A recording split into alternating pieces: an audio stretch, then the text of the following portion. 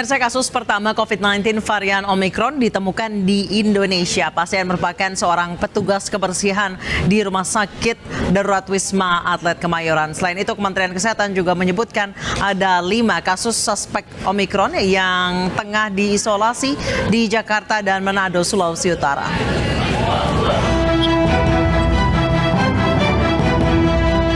Seorang petugas kebersihan di Wisma Atlet Kemayoran, Jakarta Pusat menjadi pasien pertama COVID-19 varian Omicron yang ditemukan di Indonesia.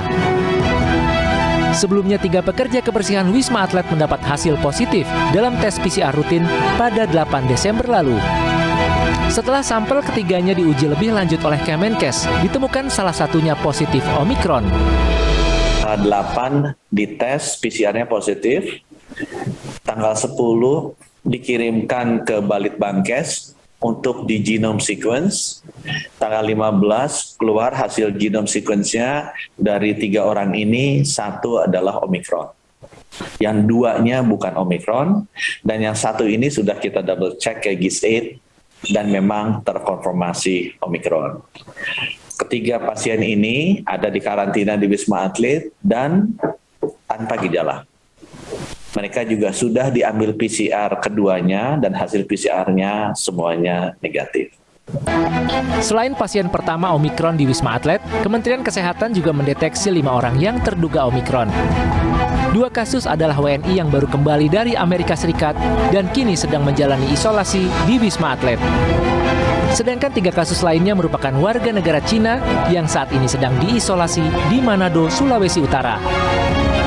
Kelima pasien statusnya masih probable karena baru dites PCR dengan parameter khusus dan sampelnya sedang dikirim ke Badan Penelitian Kemenkes. Fraksi Partai Solidaritas Indonesia DPRD DKI Jakarta mengusulkan pembentukan panitia khusus sumur resapan. Program prioritas pengendalian banjir itu dinilai bermasalah.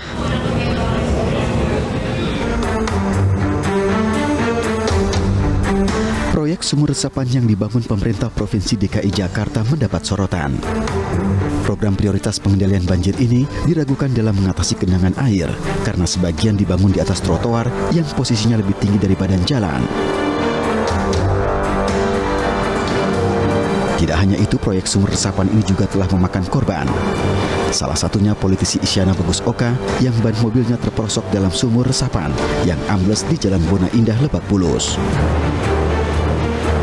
Sumur resapan yang kemudian dibuat dengan kondisi yang tidak terencana begitu ya. Perencanaannya tidak baik dan eksekusinya juga tidak baik, termasuk juga tidak memasang tanda di situ sehingga mobil bisa lewat dan kemudian kejeblos.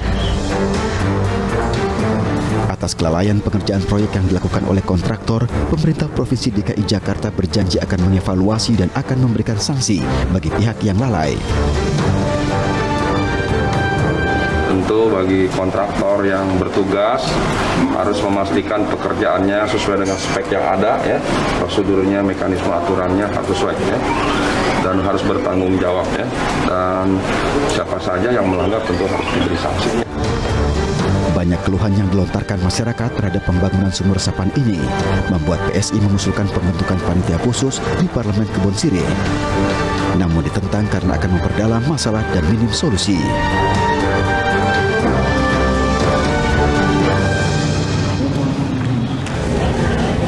Dan untuk membahasnya, kita sudah terhubung dengan Gembong Warsono, Ketua Fraksi PD Perjuangan DPRD DKI Jakarta, dan Justin Adrian, anggota Fraksi PSI DPRD DKI Jakarta. Saya ke Pak Justin terlebih dahulu. Mengapa PSI ini mendesak dibentuknya panitia untuk terkait pembangunan sumur resapan menurut Anda? Ya, terima kasih Mbak Anissa. Tentunya sebelum kita mengusulkan pansus ini, kita terlebih dahulu menerima banyak sekali laporan-laporan dari masyarakat, termasuk dari dapil saya sendiri. Dapil saya sendiri, di mana di situ kita temukan banyak sekali sumur-sumur yang dalam pengerjaan itu terbengkalai.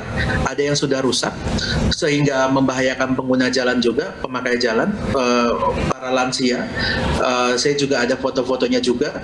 Bahkan ada juga warga yang mengatakan saat sumur digali, tanah galiannya itu sudah sebulan dibiarkan saja di jalan. Ya kalau saya sih mungkin saya tinggal berhubungan saja dengan kepala dinas, itu bisa langsung ditindaklanjuti dalam 1-2 hari. Tapi bagaimana dengan warga yang tidak memiliki akses langsung kepada kepala dinas, tentunya ini sangat merugikan.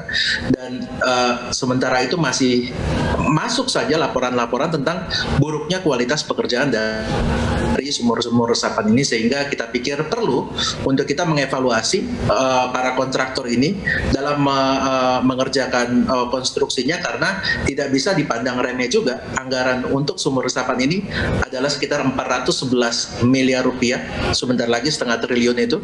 Untuk 26 sumur ini berarti satu sumurnya sekitar 17-an juta. Jadi saya pikir penting juga kita evaluasi apakah betul anggaran seperti itu yang digunakan, tapi kenapa kualitasnya buruk, atau mungkin ada hal-hal lain yang terjadi sehingga dananya sangat kecil, sehingga kontraktor tidak bertanggung jawab itu dalam membuat sumur resapan sehingga membahayakan masyarakat. Demikian, Anissa. Baik Pak Justin, jadi arah pansusnya itu untuk menyelidiki dana atau evaluasi kinerja, evaluasi dana terkait dana. Betul. Atau lebih ke apakah diperlukan sumur resapan? Ini evaluasi kerja dan kualitas kerja. Kualitas kerja dari sumur-sumur resapan yang ada di lapangan, karena kualitasnya banyak yang buruk, membahayakan warga.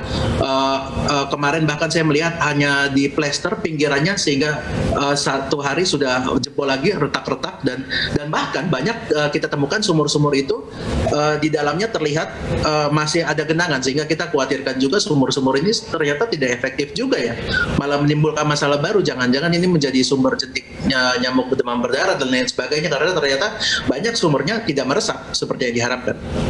Baik, saya ke Pak Gembong. Pak Gembong, tanggapan Anda terkait rencana pembentukan pansus ini?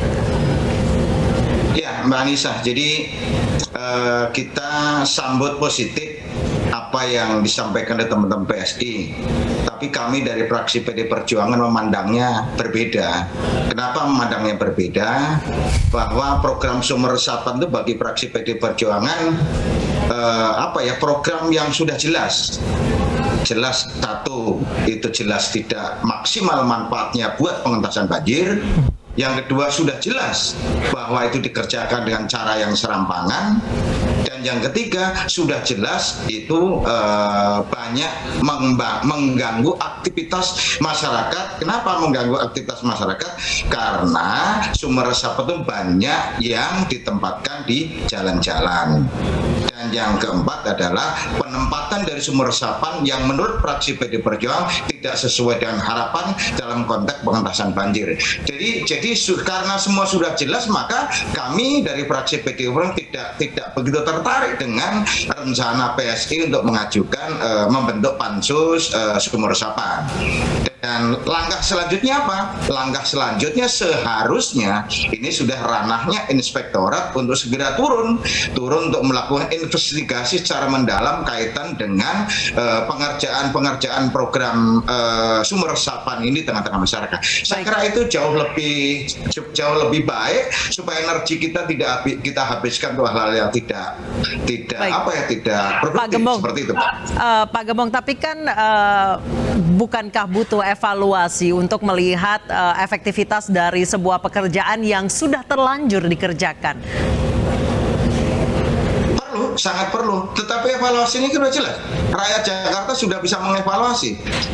Bukan hanya anggota dewan yang bisa mengevaluasi, tapi seluruh rakyat Jakarta. Evaluasinya apa? Apakah manfaatnya maksimal untuk pengentasan banjir? Jawabannya pasti tidak.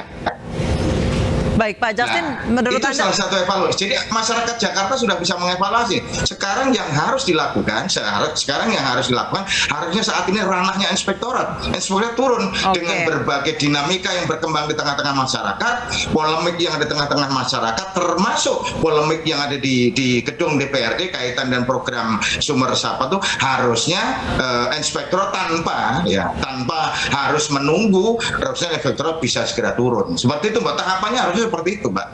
Baik, tanggapan Anda, Pak Justin. Jadi begini ya, saya hargai sekali pendapat Bapak Gembong dari fraksi PDIP. Tapi tentunya kalau misalnya kita kita mempercayakan sepenuhnya kepada inspektorat, saya kira tidak bijak juga karena inspektorat ini merupakan bagian dari eksekutif sendiri. Sedangkan kita legislatif memiliki fungsi pengawasan terhadap eksekutif tersebut. Ini anggaran sudah disetujui oleh Komisi D. Komisi D juga dipimpin oleh PDIP, ketuanya Ibu yang terhormat Ibu Ida Mahmudah, dan saya kira kita bertanggung jawab untuk memastikan bahwa setiap sen yang kita telah setujui itu betul-betul dilaksanakan dengan baik. Dan saya kira sama sekali tidak ada salahnya kita melakukan pansus, sama juga dengan tahun lalu kita melakukan pansus banjir, bahkan kemarin juga PDIP menyarankan pansus Transjakarta terkait dengan apa yang terjadi yang tidak berjalan di Transjakarta sendiri. Jadi saya kira fungsi-fungsi pengawasan ini sama sekali bukan hal yang harus diserahkan sepenuhnya kepada eksekutif karena mereka satu bagian. Cuma ya kita di PSI selama kita menjadi dewan dalam kita melaksanakan fungsi pengawasan uang rakyat setiap sennya untuk memastikan ini bermanfaat untuk masyarakat, kita sudah terbiasa juga gayung tak bersambut. Kita sudah terbiasa patah hati juga, sudah terlatih patah hati kalau memang ternyata tidak didukung oleh teman-teman fraksi lainnya, tapi kita tetap akan menjalankan fungsi kita sebagai pengawas juga terhadap eksekutif. Baik, Pak Gembong, silakan tanggapannya. Ya itu kan pandangan PSI.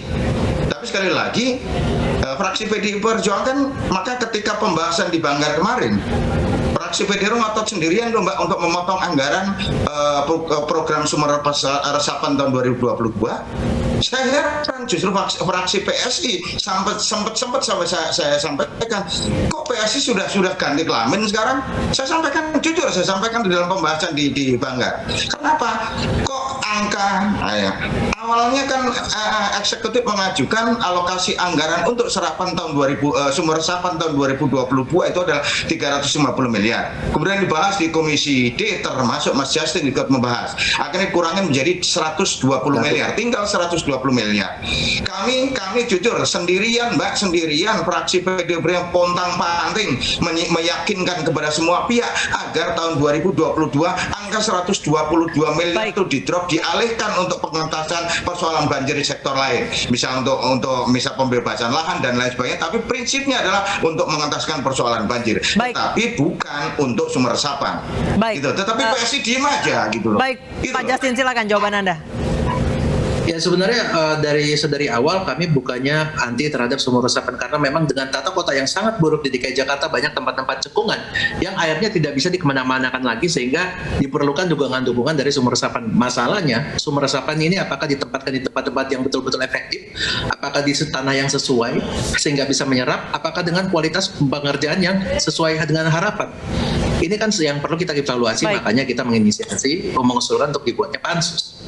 Baik, saat ini sudah memasuki musim hujan, kita akan lihat apakah memang sumur resapan ini berguna atau efektif dalam pengentasan atau mengatasi masalah banjir di Jakarta. Terima kasih Pak Gembong Warsono, Ketua Fraksi PDI Perjuangan DPRD DKI Jakarta, dan Pak Justin Andrian, anggota Fraksi PSI DPRD DKI Jakarta telah bergabung bersama kami di Newsroom. Selamat malam. Pemirsa, usai jeda, seorang kakek yang membacok pencuri ikan divonis 1 tahun penjara. Informasi selengkapnya akan kami hadirkan usai jeda.